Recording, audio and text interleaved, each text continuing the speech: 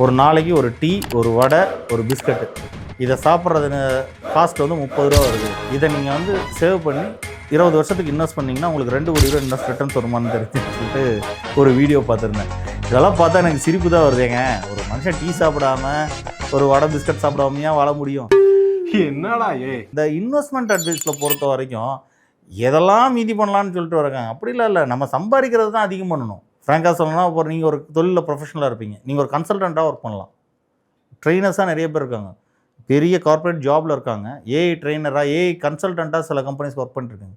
நம்ம இன்கமை எப்படி வளர்த்தலாம், ஒரு தொழிலில் நீங்கள் எப்படி ஒரு ப்ரொஃபஷனல் ஆகலாம், அதில் எப்படி உங்களுடைய திறமையை வளர்த்திட்டு ஒரு கன்சல்டண்ட் வேலையும் பார்த்துட்டு கன்சல்டண்ட்டாக போகிறீங்களா நிறைய பேர் இருக்காங்க. அந்த மாதிரி உங்கள் இது பண்ணலாம்.